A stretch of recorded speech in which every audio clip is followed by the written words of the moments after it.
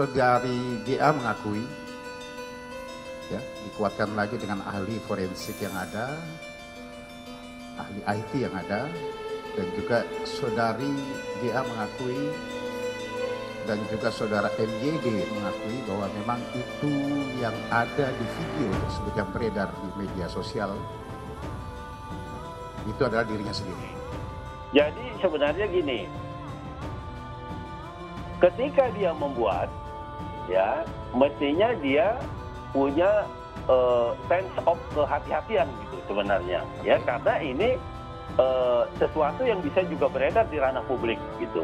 Nah karena itu kalau memang betul-betul untuk kepentingan pribadi, mungkin medianya tidak hanya handphone, ya dia pindahkan ke media yang lain yang tidak mungkin akan bisa tersebar, umpamanya kalau hilang, gitu kan? Kan sudah ada pengalaman artis-artis yang lalu kan begitu, ya kan? Kasus video syur yang sebelumnya diduga mirip penyanyi Gisela Anastasia saat ini masih terus bergulir. Mulai dari pengakuan, lokasi, dan tahun pembuatan video syur. Terbaru, polisi resmi menetapkan Giselle menjadi tersangka atas kasus video panas ini. Status tersangka ditetapkan kepada Giselle setelah polisi melakukan gelar perkara dan 2 kali memeriksa mantan istri Gading Marten tersebut. Tidak hanya Giselle, polisi juga menetapkan pelaku pria dalam video syur tersebut berinisial MYD sebagai tersangka. Status tersangka yang kini disandang Giselle dan MYD menyusul pengakuan keduanya sebagai pemeran yang berhubungan seksual dalam video yang tersebar pada 6 November 2020 lalu. Kabid Humas Polda Metro Jaya Kombes Pol Yusri Yunus kepada wartawan menjelaskan bahwa pengakuan Giselle sekaligus menguatkan hasil penelitian ahli forensik dan ahli teknologi informasi yang diminta keterangan oleh penyidik sebelumnya. Polda Metro Jaya berencana kembali memanggil Giselle setelah ditetapkan sebagai tersangka kasus video syur. Selain Giselle, penyidik juga akan memanggil MYD yang diketahui sebagai pemeran pria dalam video itu. Mereka disebut akan dipanggil secepatnya oleh polisi. Tak hanya Giselle yang menuai sorotan dalam kasus ini, sosok pria yang ada dalam video itu juga kian menjadi perbincangan. Tribun News berusaha mengungkap sosok MYD pemeran pria dalam video syur bersama Giselle.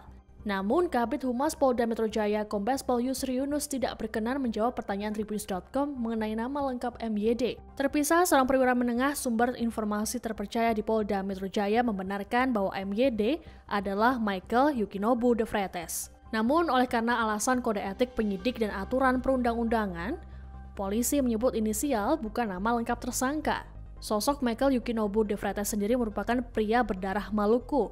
Di sosial media miliknya, ia menyebut bahwa dirinya saat ini tinggal di Medan, Sumatera Utara. Dilihat dari postingan di akun media sosialnya, Michael merupakan seorang pemain basket. Ia tampak beberapa kali membagikan momen sedang bermain basket bersama dengan rekan-rekannya.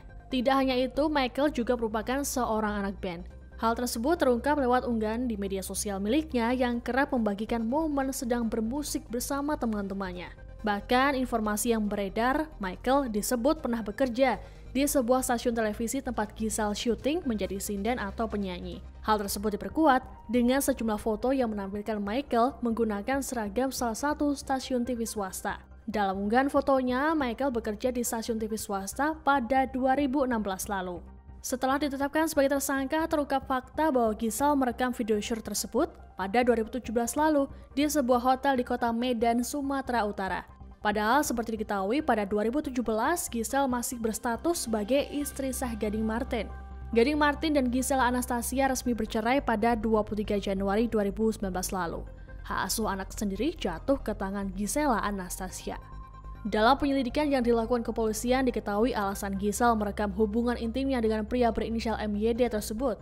Kepada penyidik, Giselle mengatakan bahwa dirinya merekam hubungan intim tersebut untuk keperluan pribadi. Kabid Humas Polda Metro Jaya Kombes Pol Yusri Yunus menjelaskan meskipun aksinya itu direkam untuk sendiri, namun ada unsur pidana yang kemudian menjerat Giselle setelah videonya beredar di media sosial. Baik Giselle maupun MYD yang kini menjadi tersangka dikenakan pasal berlapis tentang undang-undang pornografi. Keduanya disangkakan 3 pasal sekaligus. Yakni pasal 4 ayat 1, pasal 8, dan juga pasal 29. Dalam pasal 4 ayat 1 disebutkan bahwa setiap orang dilarang memperdagangkan, mempertontonkan, memanfaatkan, memiliki atau menyimpan produk pornografi. Lalu pada pasal 8 dijelaskan bahwa setiap orang dilarang dengan sengaja atau atas persetujuan dirinya menjadi objek atau model yang mengandung muatan pornografi. Adapun pasal 29 memaparkan pidana yang bisa didapatkan dari setiap orang yang memproduksi, membuat, memperbanyak, menggandakan, menyebarluaskan, menyiarkan, mengimpor, mengekspor, menawarkan, memperjualbelikan, menyewa atau menyediakan pornografi. Berdasarkan pasal 29 tersebut, Gisel dan MYD terancam hukuman penjara selama 6 bulan hingga 12 tahun penjara. Di tengah penetapan tersangka kepada Gisel, polisi belum menangkap penyebar pertama konten video dewasa itu.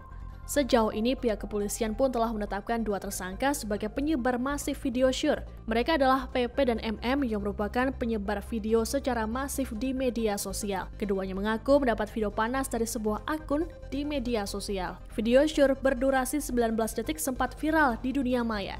Sempat membantah disebut mirip dirinya. Kini Gisel mengaku dialah sang pemeran wanita.